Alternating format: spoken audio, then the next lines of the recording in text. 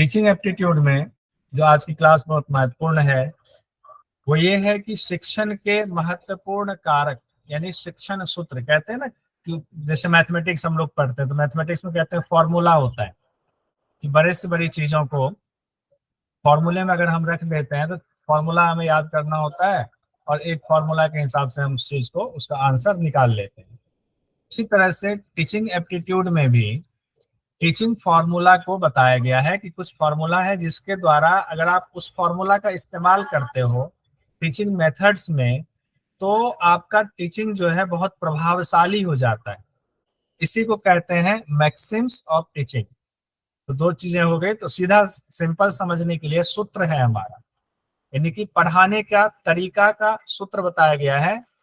जितने भी तरीके पढ़ाने के, जैसे पढ़ाने के हम लोग बाद में पढ़ेंगे कितने तरीके, व्याख्यान विधि है हमारा हमारा ग्रुप डिस्कशन विधि है, कोई भी विधि हो उस विधि में आप सूत्र को अगर अप्लाई नहीं करेंगे तो आपकी टीचिंग जो है वो प्रभावशाली नहीं हो सकती है। जैसे आप सूत्र को अप्लाई कर देते हैं आपकी टीचिंग प्रभावशाली हो जाती है। तो आखिर कौन कौन से सूत्र हैं वो देखते हैं, इससे संबंधित बहुत सवाल पूछे जाते हैं।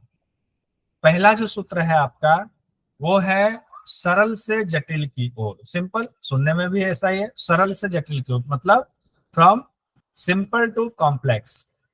कहने का तात्पर्य यहाँ क्या है, सरल से जटिल की ओर का क्या अर्थ हुआ? अर्थ ये हुआ जैसे कि मैं पढ़ा रहा हूँ, पढ़ाने के दौरान मेरा काम ये होना चाहिए, या आप सब लोग टीचर ही हैं, मास्टर कर चुके हैं, यूजीसी नेट की तैयारी कर रहे हैं, तो आप सब लोग टीचर हैं। आप किसी न किसी को पढ़ाते हैं, आप क्लास लेने जाते हैं, उनको अचानक से जब आप पढ़ाने जाते हैं या किसी को योग कराने जा रहे हैं तो अचानक से आप नहीं कह देते हैं कि उसको कि मत्स्येंद्र आसन लगाओ, नहीं कहते हैं।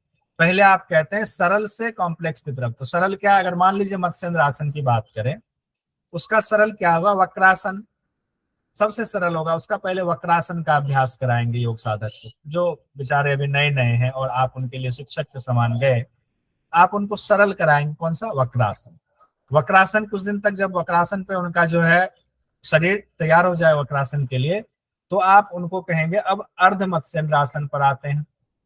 अर्ध मत्स्येंद्र आसन कुछ दिन कराएंगे, उसके बाद उनको बताएंगे कि अब अर्ध मत्स्येंद्र आसन से भी एक स्टेप आगे होता है, वो है मत्स्येंद्र आसन। तो इस तरह से ये क्या फॉर्मूला हो गया, सरल से जटिल की ओर, यानी कि सिंपल टू कॉम्प्लेक्स। इसी तरीके से जब हम कोई फॉर्मूला भी समझाते हैं या क्लास में बात करते हैं, पहले सिंपल जो आसान चीजों की तरफ जाते हैं, उससे फिर हम कठिन चीजों को बताना शुरू करते हैं। इसी को कहा गया है सिंपल टू कॉम्प्लेक्स। उदाहरण के साथ समझाया, मुझे नहीं लगता इसमें कोई दिक्कत हुई होगी। कोई किन्हीं को कोई दिक्कत है इसमें, क्योंकि इसमें एक एक में मैं पूछूंगा, क्योंकि ये सभी फॉर्मूला सभी सूत्र जो है इंपॉर्टेंट है। कोई दिक्कत इसमें सरल से जटिल वाले में, सिंपल टू कॉम्प्लेक्स? नहीं सर, नहीं सर। ओके, नहीं तो मैसेज डाल दिया कीजिए। अब है दूसरा फॉर्मूला है, सूत्र है, फॉर्मूला ही हम पढ़ रहे हैं, टीचिंग एप्टीट्यूड के फॉर्मूला है ज्ञात से अज्ञात की ओर, फ्रॉम नोन टू अननोन की ओर। अब नोन टू अननोन क्या है, जो चीज हम जानते हैं वो, जो नहीं जानते। नोन मतलब जो जानते हैं, जो हमें ज्ञात है, अननोन मतलब जो ज्ञात नहीं है। अब ये फॉर्मूला कैसे सेट होगा पढ़ाने में, कोई भी विधि पढ़ा रहे हैं तो कैसे सेट होगा? तो कहा गया है इसके अंतर्गत क्या होता है, जैसे शिक्षक को कोई सवाल पूछना है छात्र से, अगर वो आपसे हम सवाल पूछ दें, ऐसा सवाल पूछ दें जो आपको आता ही नहीं, जो आपने कभी पढ़ा ही नहीं, आपको हम खड़ा कर दें, सुनीता जी बताए ये सवाल का जवाब दो, सुनीता जी ने कभी पढ़ा ही नहीं, तो सुनीता जी क्या होंगी, उनको लगेगा कि मतलब पढ़ाई तो बहुत टफ है, मुझे तो आता ही नहीं कुछ भी। उनके अंदर एक हतोत्साहन की भावना होगी कि वो हतोत्साहित हो जाएंगी, उनका जो इंटरेस्ट जगना चाहिए था वो इंटरेस्ट नहीं जगेगा। उनको लगेगा मुझे आता ही नहीं, शायद मैं इस लायक नहीं हूँ, इस काबिल नहीं हूं कि मैं पढ़ सकती हूँ। तो इसका तरीका क्या है कि जो चीज वो जानती है, एक टीचर को छात्र की क्षमता का पता होना चाहिए। जो चीज वो जानती है उस चीज को हम पहले उनसे पूछते हैं। हमें पता है कि ये चीजें पढ़ के आए हुए हैं, जैसे एमए का स्टूडेंट है तो हम ये मान कर चलते हैं कि पातंजल योग सूत्र के मोटा मोटा थोड़ी बहुत चीजें तो जानते ही होंगे, वैसे सारा जानते होंगे, लेकिन जो सबसे आसान है वो पूछ दिया। तो जो ज्ञात है वो चीजें हमने पूछ दिया, अब उनके अंदर से वो जवाब निकल गया। अब जब हमने वो चीज पूछ दिया कि पातंजल योग दर्शन में बताओ कितने पाद हैं, मास्टर करते हैं कि अरे सर क्या पूछे, तो बहुत आसान है। कहेंगे सर 4 पाद हैं, ये ज्ञात है। अब इससे अज्ञात की तरफ थोड़ा सा जाएंगे, कहेंगे बताइए पहले पाद में कितने सूत्र हैं। मान लीजिए ये भी उनके लिए ज्ञात होगा, वो कहेंगे 51 सूत्र हैं जी। तब हम और अज्ञात की तरफ जाएंगे, हम कहें पहला सूत्र बताओ क्या है, वो कहेंगे अथ योगानुशासनम है। हम कहें दूसरा बताओ क्या है, दूसरा भी अगर बता दिया तो कहीं ना कहीं ऐसी स्थिति होती है जहां अज्ञात जो चीजें उनको नहीं पता है। इस तरह से जो उनको पता है वो पहले पूछा जाता है, उसके बाद उससे रिलेटेड चीजें, कनेक्टेड चीजें जो उनको नहीं पता है वो पूछी जाती है। पूछा जाता है तुम्हें ये पता है, जी पता है, क्या इससे रिलेटेड ये चीजें पता है, नहीं सर ये तो पता ही नहीं है। अच्छा तो अब जानो, मैं बताता हूं उससे रिलेटेड क्या है। तो इसको कहते हैं नोन टू अननोन। अब जैसे कि कह दें कि टाइटेनिक कहाँ डूबा, तो कह देंगे हाँ जी टाइटेनिक डूबा प्रशांत महासागर में। अब इतना तो पता है, इतना ज्ञात है। अब अज्ञात क्या है, तो क्या तुम डुबकी लगा करके टाइटन वाले पनडुब्बी से लगा करके वहां जा करके देख सकते हो, वो अज्ञात है हमारे लिए। तो उस पनडुब्बी में बिठा के लोगों को वहां ले गए। ज्ञात से अज्ञात चीजें जो कि अब सबने फिल्म ने देखी है, सबने कहानी सुनी है कि टाइटेनिक जहाज एक बना था जो 1912 में डूब गया। लेकिन 1912 में हम तो पैदा नहीं हुए थे, हमने तो सिर्फ सुना है या फिल्मों में देखा है, रियल तो नहीं देखा है। तो अब हमें ये ज्ञात था, और अज्ञात क्या है, उस रियल चीज को जाके देखना, ये अज्ञात था। तो उसके लिए क्या क्या पनडुब्बी में बिठा करके एक पर्यटन कराया, उसमें बैठ करके वहां गया उस अज्ञात चीज को देखने के लिए। ये हुआ ज्ञात से अज्ञात की तरफ बढ़ना। इसी तरह टीचिंग में भी फॉर्मूला होता है। वो अलग बात है कि टाइटैनिक को देखने के लिए टाइटन पनडुब्बी गई, उसमें ब्लास्ट हो गया वो भी डूब गया। और वो डूब गया, वो एक अलग पहलू है। तो यही है नोन टू अननोन। हम चीज को मोटा मोटा तो जानते हैं लेकिन उसकी गहराई से नहीं जानते, उसके और डिटेल नहीं जानते हैं। तो इस तरह से जब आप पहले जो चीज जानते हैं उससे जो नहीं जानते उस तरफ बढ़ेंगे। इस तरह से अगर आप पढ़ाते हैं तो ये टीचिंग आपकी सफल टीचिंग मानी जाएगी। चाहे टीचिंग का ये फॉर्मूला किसी भी तरीके में अप्लाई करें, चाहे व्याख्यान विधि में अप्लाई करें। अब व्याख्यान देने टीचर आ जाए पहले से ही ऐसा बहुत बड़ा फॉर्मूला बता दे, बहुत बड़ा सिद्धांत बता दे जिसके बारे में किसी ने सुना ही नहीं, और अगर वो स्टेप बाय स्टेप बताए तो सबको फॉर्मूला समझ में आ जाएगा। अब तीसरी हम सूत्र पर आते हैं, तीसरे सूत्र पर आते हैं। तीसरा फॉर्मूला क्या है, स्थूल से सूक्ष्म की ओर, फ्रॉम होल टू पार्ट। पहले तो एक पूरा स्थूल चीजों के बारे में बताएंगे, फिर उसके एक एक पार्ट के बारे में बताएंगे। अब कहेंगे कैसे, समझ में नहीं आया कि होल टू पार्ट कैसे जाएंगे। अब पहले क्या होता है, छोटे बच्चों को क्या होता है, जब छोटे बच्चों को पढ़ाया जाता है पुस्तक में कहते हैं देखो बेटा ये ट्री है, ये पेड़ है, हिंदी में ये पेड़ है। इंग्लिश में कहा TREE ट्री, तो बच्चे को आया अच्छा ये ट्री है, फिर माँ ने दिखाया देखो बाहर ये ट्री है, तो उसको हाँ ये ट्री है। शुरुआत में इतना ही बताया जाता है, तो ये स्थूल बताया।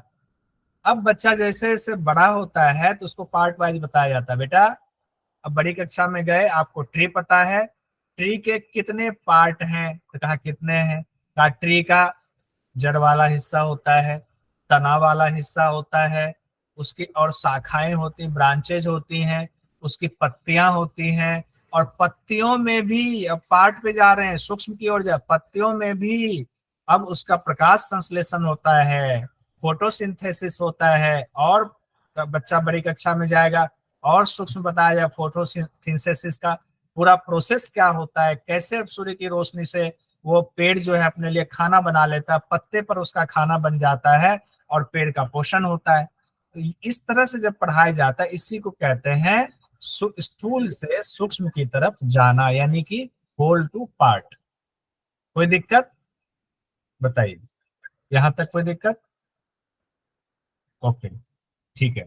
अब आते हैं हम लोग अनिश्चित से निश्चित की ओर। ये भी एक फॉर्मूला है आपका। फॉर्मूला मतलब सूत्र। देखिए हम लोग योग पातंजलि योग दर्शन में क्या पढ़ते हैं, फॉर्मूला पढ़ते हैं, फॉर्मूला निकाल कर उसकी लंबी व्याख्या हो जाती है। उसी तरह ये पढ़ाने का फॉर्मूला है। आप कहीं भी पढ़ाएं, इनमें से कोई भी फॉर्मूला इस्तेमाल कर लें, आपका पढ़ाने का तरीका सक्सेस हो जाएगा, लोग पसंद करेंगे। अब है अनिश्चित से निश्चित की ओर। पहले हमने पढ़ा था नोन टू अननोन, ऊपर पढ़ा हुआ था, अब यहाँ है इनडेफिनिट टू डेफिनिट की ओर।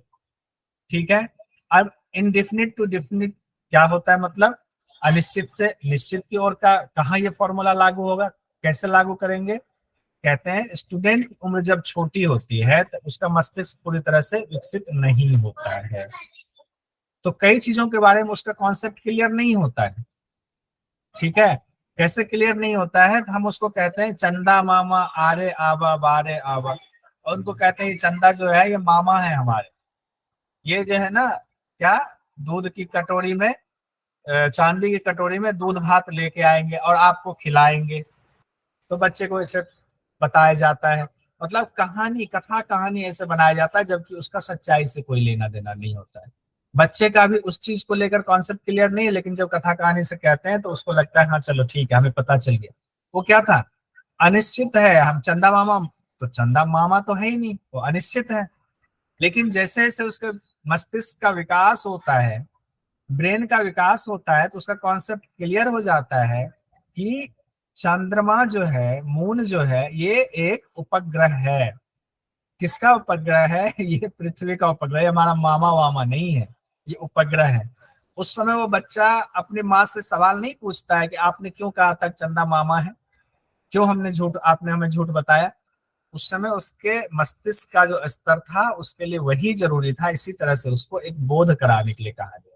और जैसे उसके मस्तिष्क का विकास होता गया, उसको हम चीजों को क्लियर करते गए उसके लिए। अगर छोटे बच्चे को बता दे कि नहीं ये उपग्रह क्या, उपग्रह क्या होता है, अब उसको पता ही नहीं उपग्रह, लेकिन मामा उसको पता है कि माँ का भाई मामा है, और वो कई बार मिलता जुलता है, टॉफी दिया चॉकलेट दिया तो उससे वो अवेयर है। लेकिन ये ओवरऑल जो कॉन्सेप्ट है, इसमें अनिश्चित से वो निश्चित की ओर समय के साथ बढ़ता है। दूसरी तरफ इसी तरह से एक और उदाहरण हमने इसमें लिखा भी हुआ है, जैसे मान लें कि किसी ने योग के बारे में सुना है कि योग करना बहुत अच्छा होता है, लेकिन अभी उसे योग का ज्ञान है ही नहीं, कहीं से उन्होंने योग अच्छा से किया ही नहीं, तो क्या है, अभी सिर्फ योग का उनको अनिश्चित ज्ञान है, निश्चित ज्ञान नहीं। तो फिर क्या होता है कि वो अगर कहीं पर गए, जैसे मोरारजी देसाई राष्ट्रीय योग संस्थान में गए योग सीखने के लिए, अभी तक अनिश्चित ज्ञान था कि योग बहुत अच्छा होता है, कैसे भी कर लो बहुत अच्छा होता है। लेकिन जब वो पर्टिकुलर योग के संस्थान में जाकर के योग के बारे में जानना शुरू करता है, अनिश्चित से अब उसको निश्चित ज्ञान की तरफ बताते हैं, टीचर बढ़ाते हैं। अब उनको व्यवस्थित तरीके से वो योग कहते हैं, अच्छा योग ये होता है, इसी को कहते हैं अनिश्चित से निश्चित की ओर जाना। अब ये फॉर्मूला भी हो गया, इसमें भी कोई दिक्कत नहीं। अगला फॉर्मूला हमारा, ये सूत्र है, पढ़ाने का टेक्निक है। अगला फॉर्मूला है हमारा प्रत्यक्ष से अप्रत्यक्ष की ओर जाना। प्रत्यक्ष मतलब सीन टू अनसीन, प्रत्यक्ष मतलब जो दिख रहा है, प्रमाण वाला प्रत्यक्ष, और अप्रत्यक्ष जो नहीं दिख रहा है। तो सीन टू अनसीन, जो हमें सीन हो रहा है और जो अनसीन नहीं दिख रहा है। अब इस सूत्र का कैसे हम समझेंगे, पहले शिक्षक उन चीजों की जानकारी देते हैं जो दिख रही है। जैसे मान लीजिए शिक्षक ने कहा ये हाथी है, देखो बच्चों, हाथी की तस्वीर लगा दी, हाथी है। बच्चों ने देखा, हाँ हाथी दिख रहा है, बढ़िया है हाथी। अब हाथी दिख तो रहा है अभी, लेकिन उसमें बहुत सारे उसके गुण हैं जो गुण नहीं दिखाई देते हैं हाथी के। हाथी बहुत बलवान होता है, ये उस गुण में नहीं दिखाई दे रहा है, क्योंकि फोटो है, तस्वीर है, सिर्फ हाथी दिख रहा है। हाथी का और क्या क्या इस्तेमाल होता है नहीं पता है। हाथी जो है उसके बच्चे कितने दिन तक हाथी अपने घर में बच्चे को रखती है, ये अनसीन है, नहीं दिख रहा है, उसकी जानकारी देनी होगी। हाथी एक दिन में कितना खाना खा लेता है, कितना पानी पी लेता है, ये अनसीन चीजें हैं। या मान लीजिए ऊंट के बारे में जानकारी दिया, सीन है कि ऊंट दिख रहा है, लेकिन ऊंट के जो गुण हैं, उस गुण की जानकारी बच्चे को नहीं है। तो उस पहले सीन दिखाए, ऊंट है, ऊंट के प्रति जागृति जागी, ऊंट है ऐसा होता है, ओ ऊंट होता है, बहुत बच्चा उछलने लगा। जब देखा कि बच्चे में भरपूर उत्साह आ गया, तो धीरे से टीचर ने कहा, बच्चों जानते हो इसकी खासियत क्या है, क्या है, क्या है, क्या है खासियत। कहा ये कई दिनों तक, कई सालों तक, मतलब सालों तक तो नहीं, कई दिनों तक लगातार पानी ना पिए तो भी रह सकता है। कहा कहा तुम लोगों को तो आधे घंटे में प्यास लग जाती। बच्चे ने, अरे हमें तो हर आधे घंटे में प्यास लगती है, और ये ऊंट ये प्यास ही नहीं लगती इसको, क्यों, ऐसा क्यों होता है। फिर बच्चा सवाल पूछे, फिर मैडम बताएंगी अनसीन वाली चीजें। ये पानी को स्टोर करके रखता है अपने अंदर, यानी इसके पीठ पर कुबर है, उसमें फैट के रूप में पानी को स्टोर करके रखता है, और जब इसको मरुस्थल में चलता है, पानी की जरूरत होती है, तो उससे इसके शरीर को पानी की पूर्ति हो जाती है। ये हुआ सीन टू अनसीन वाला मेथड, सूत्र हुआ। अब जैसे कि इसको योग के हिसाब से देखें, जैसे आपको मत्स्येंद्र आसन दिखाया जाए या करके दिखाए, कुंडली जी करें कि हाँ मत्स्येंद्र आसन ऐसे किया जाता है। अब मत्स्येंद्र आसन तो कर दिया, ये सीन है, दिख रहा है हाँ ऐसे मत्स्येंद्र आसन होता है। अनसीन क्या है इसमें कि मत्स्येंद्र आसन नाम क्यों पड़ा। तो अब फिर पुंडलिक जी कहानी बताएंगे कि मत्स्येंद्र ऐसे थे, ऐसे वो भगवान शिव के पास, उन्होंने उनकी कथा सुनी, भगवान शिव ने उनको ज्ञान दिया, भगवान शिव ने उनको कहा कि अब तुम जाओ, अब जा करके हठ योग का ज्ञान लोगों तक फैलाओ। तो ये मत्स्येंद्र नाथ थे, और वो उनके नाम पर इस आसन का नाम मत्स्येंद्र आसन पड़ा। ये अनसीन है, अनसीन जानकारी दी गई। तो ये आपका हो गया फ्रॉम सीन टू अनसीन। उसके बाद अगला फॉर्मूला है हमारा फ्रॉम पर्टिकुलर टू जनरल, विशिष्ट से सामान्य की ओर। ये भी फॉर्मूला लिया जाता है। अब जैसे कि हमें बताना हो, हमें अभी क्लास में है, हमें मोटिवेट करना है सबको कि नहीं हमें यूजीसी नेट का एग्जाम क्लियर करना है, हम उसके लिए मोटिवेट करना चाहते हैं, तो सीधे ये कहने से नहीं यूजीसी नेट बहुत अच्छा होता है, मोटिवेट हो जाओ, चलो मोटिवेट हो जाओ, क्लास पढ़ लो, नहीं। हमें क्या कहना होगा, हमारे बीच इससे पहले शुरुआत वाले दिन आए भी थे सुनील जी, मेरे मित्र भी थे, और गुरु परंपरा योग संस्थान को जब हम लोगों ने शुरू किया था तो वो फाउंडर मेंबर्स में से हैं। अब हम ये कहेंगे कि पर्टिकुलर, देखिए अब हम पर्टिकुलर से जनरल कैसे जा रहे हैं, हम कहेंगे कि ये हैं सुनील जी, और सुनील जी ने देखो नेट क्वालिफाई किया, उन्होंने जेआरएफ निकाल लिया। जेआरएफ निकालने के बाद सुनील जी का क्या हुआ कि उनके पास बड़ी जो है आर्थिक स्थिति उनकी ठीक नहीं थी। जेआरएफ निकालने के बाद उन्होंने पीएचडी में एडमिशन लिया, वो भी गवर्नमेंट कॉलेज में, यानी कि जो लिस्ट होती है जो गवर्नमेंट रिकॉग्नाइज्ड यूनिवर्सिटी है, उसमें उन्होंने पीएचडी में एडमिशन लिया। और एडमिशन लेने के बाद क्या हुआ, उनको गवर्नमेंट की तरफ से एड मिलने लगा, मतलब उनको वजीफा मिलने लगा, और जिस शहर में होता है उस शहर के हिसाब से एचआरए वगैरह मिलता है, तो वजीफा कम और ज्यादा होता है। तो हम कहेंगे सुनील जी को 40,000 रुपये सपोज कीजिए कि वजीफा मिलने लगा, और बड़े आनंद में है। अब वो उनको कमाने की चिंता नहीं है, अब वो अपना सारा ध्यान पीएचडी यानी रिसर्च पर दे पा रहे हैं, और उनको पैसा आ रहा है, उससे उनके घर का खर्च भी चल रहा है, यानी गवर्नमेंट ने उनके घर की जिम्मेदारी उठा ले कि आप फ्री होकर के पीएचडी करो। एक अच्छा, तो ये हमने पर्टिकुलर का, फिर हम जनरल पर आएंगे। इसी तरह से बच्चों आप भी कर सकते हो, आप सब कर सकते हो। फिर हम बताएंगे कि इतने 6% जैसे कि जानकारी होती है, तकरीबन इतने बच्चे नेट निकालेंगे, उसमें से 6% को दिया जाएगा, जेआरएफ दिया जाएगा। तो आप तैयारी करें, खास आपके अंदर क्वालिटी होनी चाहिए। तो ये जनरल पर हम आ गए। फिर हम बताएंगे कि पूरे देश भर में 40 बच्चों ने जेआरएफ निकाला, 500 बच्चों ने, मान लीजिए 200 बच्चों ने नेट निकाला। तो पर्टिकुलर हम एक नाम लेकर के आए, फिर हम जनरल पर चले गए कि जनरल इतने बच्चों ने जेआरएफ निकाला। इसी को कहते हैं विशिष्ट से सामान्य की ओर। खास करके कम्युनिकेशन में इसका बहुत इस्तेमाल किया जाता है। मैं पत्रकार रहा हूं लंबे समय तक, हम लोगों को इस थियरी का इस्तेमाल हमेशा करना होता था। जैसे कोई स्टोरी हुई, कोई स्टोरी में जैसे मान लीजिए कि कोई घटना हुई, कहीं हैजा फैल गया, तो हैजा फैल गया तो हमने एक आदमी को उठाया, ये कमला है, कमला के पति का निधन हो गया, हैजा की वजह से उनका निधन हो गया सपोज कीजिए। अब कमला परेशान है, कमला को भी हैजा होने का डर बना हुआ है।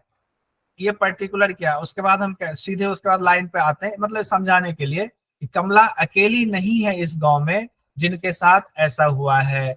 बहुत कई लोगों के पति की डेथ हो गई, कईयों की बेटे की डेथ हो गई, कईयों के इनकी डेथ हो गई, ऐसे हुआ। और इस तरह से 1,000 लोगों को हैजा फैल गया, 200 लोगों की मौत हो गई, 400 लोग हॉस्पिटल में भर्ती हैं, इतने परिवार को नुकसान पहुंचा है। पर्टिकुलर से हम जनरल की तरफ चले गए। क्या मैसेज आया है नेहा जी का, क्या मैसेज है, मैं पढ़ नहीं पाया, तो बताएंगे पढ़ के। सॉरी सर क्लासेस से लीव हो रही हूँ। क्या हो गया, क्लासेस से लीव क्यों हो रहे हैं? तो ये हो गया पर्टिकुलर टू जनरल। तो हम विशिष्ट से सामान्य की ओर इस तरह से बढ़ते हैं। ये भी एक फॉर्मूला है। अब इसको हमने इसमें दिया हुआ एग्जांपल्स भी दिया हुआ, तो बाद में जब आप पढ़ोगे तो और समझ में आएगा। अगला जो फॉर्मूला है, अगला जो सूत्र है वो है विश्लेषण से संश्लेषण की ओर, from analysis to synthesis. Analysis हमने किया, सिंथेसिस भी किया, इससे पहले हम पढ़ चुके हैं। एनालिसिस में क्या होता है, एक एक पार्ट के बारे में जानकारी लेते हैं। सिंथेसिस में क्या होता है, उसको एक साथ हम समाहित करके बोलते हैं। जैसे कि विश्लेषण यानी पहले किसी विषय वस्तु के अलग अलग हिस्से को विस्तार से बताया जाता है, उसका एक एक चीज का विश्लेषण कर देते हैं, फिर उसी ज्ञान को एक साथ मिला करके समायोजित करके बताते हैं, तो उसको सिंथेसिस कहा जाता है। अब जैसे कि हमने उदाहरण में ऐसे लिखा हुआ है, गुरु परंपरा की टीम में पुंडलिक जी की कुछ खास विशेषता है। फिर हम कहेंगे रजनीश जी मैथमेटिक्स के विशेषज्ञ हैं, पुंडलिक जी हठयोग के विशेषज्ञ हैं, जानकार हैं, गुलशन जी एनाटॉमी के जानकार हैं। हमने अलग अलग बताया। ये हुआ क्या, एनालिसिस। अब हम इसी को सिंथेसिस करेंगे तो हम ये कहेंगे गुरु परंपरा की टीम बेहतरीन है, बहुत अच्छी पढ़ाई होती है। ये हो गया क्या, सिंथेसिस। एक साथ हमने इसको बता दिया। तो ये विश्लेषण, एनालिसिस और सिंथेसिस, ये सूत्र है। तो इसी तरह से पढ़ाई में भी सूत्रों का इस्तेमाल होता है। अब है मनोवैज्ञानिकता से तर्क की ओर, यानी कि क्या, फ्रॉम साइकोलॉजिकल टू लॉजिकल। पहले साइकोलॉजिकल, फिर उससे तर्क शक्ति की ओर, लॉजिकल की तरफ बढ़ेंगे। कैसे, कहते हैं टीचिंग के शुरुआती लेवल में क्या होता है, छात्र की योग्यता और मनोभाव को पकड़ा जाता है कि कौन सा छात्र कितना योग्य है और इस वक्त उसका पढ़ने का मन है या नहीं, उसके मनोभाव कैसे हैं, मन में क्या विचार चल रहे होंगे, क्या आजकल वो सोचता रहता है। फिर उस हिसाब से विषय वस्तु को चुन करके छात्रों में रुचि जगा करके फिर तर्क की ओर बढ़ा जाता है। तो तार्किकता से क्या होता है, लॉजिक्स से क्या होता है, मानसिक विकास अच्छा होता है। इसीलिए कहते हैं ना कि लॉजिकल चीजें किया करो, उससे मस्तिष्क का विकास होगा, लॉजिकल माइंड। उसके बाद हम आते हैं प्रकृति के अनुसार शिक्षण, फॉलो नेचर। प्रकृति को फॉलो करते हुए हमें शिक्षा देनी चाहिए। अब प्रकृति का क्या मतलब है, यहाँ पर कहते हैं छात्र को उसकी प्रकृति के हिसाब से शिक्षा दी जानी चाहिए। जैसे कोई छात्र अंग्रेजी नहीं जानता है, आप उसको हिंदी में जो है बताए जा रहे हो, उसको समझ में ही नहीं आ रहा। तो जिसकी प्रकृति है कि उसको अंग्रेजी नहीं आती है, तो उसको जो है अंग्रेजी नहीं आती, जो भाषा आती है उस भाषा में उसको बताएं, उस भाषा में उनको पढ़ाएं उनकी प्रकृति के हिसाब से। अब जिनको हिंदी नहीं आती है उनको अंग्रेजी में पढ़ाएंगे तो नहीं होगा, उनको हिंदी में ही पढ़ाएं, फिर उनको अंग्रेजी पढ़ने के लिए आप प्रोत्साहित कर सकते हैं। इसमें प्रकृति में और भी कई चीजें आएंगी, ये मोटा मोटा है सब। एक चीज अगर हम समझ गए क्लो, तो फिर आगे हम और चीजें अगर हमारे पास ऑप्शन दे दे तो हम समझ सकते हैं। ये बहुत इंपॉर्टेंट है, इंद्रियों का प्रशिक्षण, यानी कि ट्रेनिंग ऑफ सेंसेस। कहते हैं इंद्रियों को डोर टू नॉलेज कहा जाता है, मतलब ज्ञान का प्रवेश द्वार है। क्या, इंद्रियां हमारे जो नॉलेज हम ले रहे हैं उसका प्रवेश द्वार है। अगर हमने इंद्रियों को बंद कर दिया तो नॉलेज हमारा नहीं आ सकता है। टीचर चीखता रह जाए, चिल्लाता रह जाए, आपने दरवाजा बंद कर दिया तो वो ज्ञान बाहर ही रह जाएगा, आपके अंदर नहीं जाएगा। जैसे अभी आप क्लास में हो और मुझे नहीं पता, मुझे दिख रहे हैं कि हाँ 34 लोग या 35 लोग जो भी क्लास में हैं, लेकिन मुझे नहीं पता इसमें से कितने लोग अभी सुन भी रहे हैं और देख भी रहे हैं स्क्रीन को। हो सकता है कई लोग खाना खा रहे होंगे, बस ज्वाइन किया हुआ है, या कई लोग हो सकता है कि इंद्रियों से जुड़े हुए हैं। तो देख लीजिए, साफ साफ कहा गया है डोर टू नॉलेज, यानी कि हर इंद्रिय को, ज्यादा से ज्यादा इंद्रियों को जब आप इन्वॉल्व करते हो पढ़ाई में, तो ज्ञान तब जो है आपके अंदर, क्योंकि दरवाजा खुला हुआ है, ज्ञान आपके अंदर जा रहा है। तो किसी भी विषय को अच्छे से समझने के लिए ज्यादा से ज्यादा इंद्रियों को उसी विषय से जोड़ना चाहिए। ये शिक्षाविद कहते हैं, ये साइकोलॉजिस्ट कहते हैं। इसी सिद्धांत को ध्यान में रखकर स्मार्ट बोर्ड का क्लास में इस्तेमाल किया जाता है, रेडियो टीवी का इस्तेमाल किया जाता है, ताकि दृश्य और श्रव्य दोनों मेथड्स उसमें काम आए, ज्यादा से ज्यादा इंद्रिय आपका इस्तेमाल हो। अब यही चीजें मैं आपको ऐसे भी पढ़ा सकता था, लेकिन जैसे हमने स्क्रीन पे भी दिया तो आपको लगता नहीं, स्क्रीन पे लिखा भी आ रहा है और बोल भी रहे हैं, हम हाथ का एक्शन भी कर रहे हैं, हमने वीडियो भी अपना खोला हुआ है तो आपको और दिखता है, तो आप इससे जुड़ते हो, आपकी ज्यादा इंद्रियां इन्वॉल्व हो रही है। तो इस तरह से हमने 10 सूत्र देखा, क्या देखा, फॉर्मूला देखा। अब इस फॉर्मूले का इस्तेमाल आप किसी भी शिक्षण विधि में, चाहे वो लेक्चर शिक्षण विधि हो, चाहे ग्रुप डिस्कशन शिक्षण विधि हो, चाहे क्लासरूम जो है टीचिंग हो, कहीं पर भी इसमें से कोई भी फॉर्मूला उठा करके इस्तेमाल करके समय और परिस्थिति के हिसाब से, माहौल देख करके आप करेंगे तो आपकी टीचिंग सक्सेस होती है। अब है एक टॉपिक हमारा है अधिगम। अधिगम मतलब इसको इंग्लिश में कहते हैं लर्निंग। लर्निंग मतलब क्या, लर्निंग सीधा सीखना। तो जब अधिगम शब्द आता है तो बड़ा भारी भरकम शब्द लगता है, लगता है सिर पे किसी ने 10 किलो का पत्थर रख दिया, ये कौन सा शब्द आ गया। इंग्लिश में जैसे कहते हैं लर्निंग, अरे सीखना, कुछ भी सीख रहे वही अधिगम है। अच्छा अच्छा, सीखना अधिगम होता है, जी सीखना ही अधिगम होता है। अगर अब आपके पास अधिगम शब्द आए तो परेशान नहीं होंगे, लगे कि रुई के बराबर है, सिर पे कितना भी बोझ आ जाए। अधिगम का अर्थ सीखना है। अधिगम के 3 घटक यानी 3 कंपोनेंट होते हैं, सीखने के 3 कंपोनेंट होते हैं। कौन कौन से हो गए, जैसे अभी मान ले, थोड़ी देर के लिए मान ले कि आप छात्र हो, मैं शिक्षक हूं, तो मैं शिक्षक, आप छात्र, 2 कंपोनेंट ये हो गए। तीसरा कंपोनेंट क्या हो जाएगा, इनके बीच ये जो विषय वस्तु है, क्या, अधिगम विषय वस्तु हो गया। और ये उसमें और भी क्या चीजें आ गई, ये ऑनलाइन प्लेटफॉर्म आ गया, ये आपके सामने पीडीएफ जो है दिख रहा है, इसमें कुछ लिखा हुआ है, और सब्जेक्ट है कि टीचिंग एप्टीट्यूड हम पढ़ रहे हैं। तो 3 चीजें हो गई, शिक्षक हो गया, छात्र हो गया, विषय वस्तु। विषय वस्तु का प्रेजेंटेशन वगैरह सब विषय वस्तु में ही शामिल हो जाता है। इसी को हम लोगों ने उधर चर पढ़ा था ना, 3 चर पढ़ा था, 3 वेरिएबल्स पढ़ा था। क्या क्या वेरिएबल्स था, वो यही 3 वेरिएबल्स उसमें माना जाए। कोई माइक खोल के बताए। सर डिपेंडेंट, इंडिपेंडेंट और इंटरवेनिंग। तो डिपेंडेंट बताइए कौन सा हुआ, स्टूडेंट होगा, student, independent teacher, independent teacher, तो उनके बीच में रिलेशन। तो इंडिपेंडेंट तो टीचर हो गए, डिपेंडेंट छात्र हो गए, और विषय वस्तु किसमें आएगा, इंटरवेनिंग। इंटरवेनिंग। तो वो दोनों को कनेक्ट कर देता है। अब अधिगम पर हम लोग हैं, कहते हैं इन तीनों का अधिगम में क्या होता है, इन तीनों के बिना अधिगम जो है अधूरा है। इन तीनों का जब समागम होता है, समागम होने के बाद जो रिजल्ट आता है, परिणाम आता है, वही अधिगम होता है। अगर दे दे कि इन 3 चीजों को मिलाने से उसका परिणाम अधिगम कहलाता है, तो शिक्षक, छात्र और विषय वस्तु, इन तीनों का समागम ही और उसका परिणाम, समागम के बाद परिणाम ही अधिगम होता है। इन तीनों घटक इस तरह से आपस में तीनों घटक जुड़े होते हैं, अगर तीनों को अलग अलग करके हम बताएं तो अर्थहीन होता है, एक के बिना दूसरे। अगर छात्र नहीं है तो शिक्षक का क्या काम, शिक्षक नहीं है तो छात्र की लर्निंग नहीं होगी। शिक्षक और छात्र भी है, विषय वस्तु नहीं है तो क्या करना शिक्षक और छात्र का, चुपचाप दोनों बैठे रहेंगे, फिर ना वो शिक्षक है ना वो छात्र है, सिर्फ 2 इंसान बन के रह जाएंगे। तो इस तरह से तीनों का होना जरूरी है। सोनू जी बताएं, कुछ सवाल पूछ रहे हैं। सॉरी सर, वो गलती से अच्छा, कोई बात नहीं। इसी संबंध में शिक्षाविद जीन पियाजे हुए, उन्होंने कहा कि अधिगम जीवन पर्यंत चलता रहता है।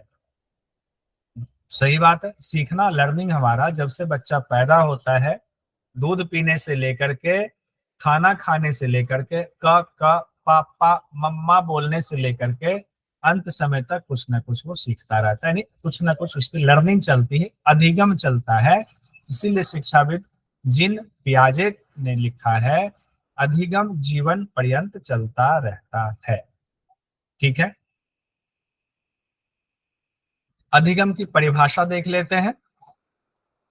डेफिनेशन ऑफ लर्निंग, अधिगम की परिभाषा गेट्स के अनुसार कहा गया है, गेट्स के अनुसार अनुभव के द्वारा व्यवहार में होने वाले परिवर्तन को सीखना अधिगम कहते हैं। तो सीखना या अधिगम कहते हैं। तो क्या अनुभव, कहते हैं जो आप एक्सपीरियंस लेते हो और व्यवहार में उससे परिवर्तन होता है आपका, यही सीखना या अधिगम है। कि हमने कुछ किसी चीज का अनुभव लिया और उसके बाद हमारे व्यवहार में परिवर्तन हो गया। कि जैसे पहले हम क्या करते थे, हमें नहीं पता था आग जो है जलाता आग से दूर रहना चाहिए, आग की तरफ जाने की कोशिश करते थे, मम्मी पापा रोकते थे, लेकिन हमें अनुभव नहीं था। मम्मी पापा का अनुभव था कि आग से जल जाएंगे। एक बार मम्मी पापा नहीं थे, हम आग के पास गए, हमने टच किया, जल गए, चिल्लाते हुए भागे। तो क्या हुआ, अनुभव के द्वारा व्यवहार में जो हमारा परिवर्तन, व्यवहार में क्या परिवर्तन होगा, आगे से हम वहां पर नहीं जाएंगे। ये अधिगम है, किनके अनुसार, गेट्स के अनुसार। पाल के मुताबिक कहा गया है अधिगम व्यक्ति में एक परिवर्तन है, वहां भी परिवर्तन की बात हो रही है, यहाँ भी हो रही है। अधिगम व्यक्ति में एक परिवर्तन है जो उसके वातावरण के परिवर्तनों के अनुसार होता है। यानी कि परिवर्तन व्यक्ति में कैसे होगा, हमारा जो एनवायरनमेंट है जिसमें हम रहते हैं, वहां के वातावरण के परिवर्तन के अनुसार हमारे अंदर परिवर्तन होगा। वातावरण से ही तो हम सीखेंगे, तभी हमारे व्यवहार में परिवर्तन होगा, हमारे संस्कार में परिवर्तन होगा। अब एक और नाम है क्रो एंड क्रो के अनुसार। तो क्रो एंड क्रो के अनुसार कहते हैं सीखने के अंतर्गत, यानी कि अधिगम के अंतर्गत क्या क्या चीजें आती हैं, आदतें, ज्ञान और व्यवहार, इसको ग्रहण करना शामिल है। यानी अधिगम के अंतर्गत, टीचिंग के अंतर्गत आपकी आदतें, नॉलेज और बिहेवियर को ग्रहण करना शामिल है। तीन चीजें, क्रो एंड क्रो, नाम भी है क्रो एंड और क्रो, तीन चीजें इधर रख लेंगे, आदतें, ज्ञान और व्यवहार, ये अधिगम में शामिल है। आज की क्लास हम यहीं तक रखेंगे। अधिगम की विशेषताएं भी देख ही लेते हैं, तो ये अधिगम पूरा ही कंप्लीट हो गया। अब हम लोग देखते हैं अधिगम की क्या कैरेक्टरिस्टिक्स ऑफ लर्निंग क्या है, अधिगम की विशेषताएं क्या है। कहा गया अधिगम से सृजनशीलता को बढ़ावा मिलता है, यानी कि लर्निंग से आपकी क्रिएटिविटी बढ़ती है। कोई चीज सीखते हैं तो हम क्रिएटिव होते हैं। अब कैसे क्रिएटिव होते हैं, एक ऐसे ही देखें कि हमने लर्न किया, क्या लर्न किया, टाइपिंग हमने लर्न किया, तो टाइपिंग से हमारा क्या फायदा हुआ, अगर अभी स्क्रीन पर कुछ गलत हो तो हम खट खट खट खट टाइप करके इसको ठीक कर सकते हैं। ये हमने लर्निंग किया तो हमारी क्रिएटिविटी बढ़ गई। उसके बाद है अधिगम, यानी लर्निंग इंसान के जीवन में हर पक्ष को प्रभावित करता है। यानी कि हमेशा हम लर्न करते रहते हैं, हमारा हर पक्ष, कोई पक्ष ऐसा नहीं है जिसमें लर्निंग शामिल ना हो, जो लर्निंग से प्रभावित ना होता हो। आप खुद ही व्यवहार करके देख लीजिए, आपके जीवन में जितने पक्ष हैं, घर वाला पक्ष ले लीजिए, ऑफिस वाला पक्ष ले लीजिए, ऑफिस जाने तक के रास्ते का पक्ष ले लीजिए, आपके माता के साथ व्यवहार का पक्ष ले लीजिए, पिता के साथ ले लीजिए, हर जगह हम सीखते हैं और हर पक्ष जीवन का प्रभावित होता है। अधिगम एक ऐसी यूनिवर्सल प्रोसेस है, ऐसी सार्वभौमिक प्रक्रिया है, संसार में हर बच्चा अधिगम करता है, यानी यूनिवर्सल है। ये नहीं कह सकते अमेरिका का बच्चा लर्निंग नहीं करता, अधिगम नहीं करता है, इंडिया का बच्चा ही सिर्फ अधिगम करता है, या कनाडा में बैठा नहीं करता है। अधिगम हर जगह चलता रहता है, संसार का हर बच्चा अधिगम को अपनाता है उस प्रोसेस में, जैसे इनबिल्ट हो अधिगम उसके अंदर। उसके बाद है अधिगम से सकारात्मक विकास को बल मिलता है, सकारात्मक विकास को बल मिलता है आपके अंदर, पॉजिटिव डेवलपमेंट, उसको पुष्टि होती है उसकी। अधिगम में छात्र की समस्त इंद्रियां एवं कर्मेंद्रियां मिलकर कार्य करती हैं, तभी सकारात्मक रिजल्ट आता है। जो अभी बात हो रही थी, सभी इंद्रियों को अगर आप शामिल करते हैं टीचिंग में, सीखने के लिए, लर्निंग में, तब वो सकारात्मक रिजल्ट, अच्छा रिजल्ट आता है। क्यों? क्योंकि जो इंद्रियां हैं वो आपके ज्ञान का द्वार है, इंद्रियों को शामिल नहीं करेंगे, खोलेंगे नहीं द्वार, तो ज्ञान अंदर जाएगा, ज्ञान अंदर जाएगा नहीं तो आप सीख नहीं पाए। तो अधिगम तक हमारा हो गया। कल हम लोग पढ़ेंगे, एक बार आप भी पढ़ के अगर आए तो अच्छा रहेगा, शिक्षार्थी की विशेषता, यानी कि लर्नर्स कैरेक्टरिस्टिक्स पढ़ेंगे। तो कौन से लर्नर, किशोर और वयस्क लर्नर जो हैं, इनके बारे में पढ़ेंगे कि इनकी क्या क्या विशेषताएं हैं। किशोर लर्नर की क्या विशेषताएं हैं, वयस्क लर्नर की क्या विशेषताएं हैं, फिर दोनों का कंपैरिजन हम लोग कर लेंगे।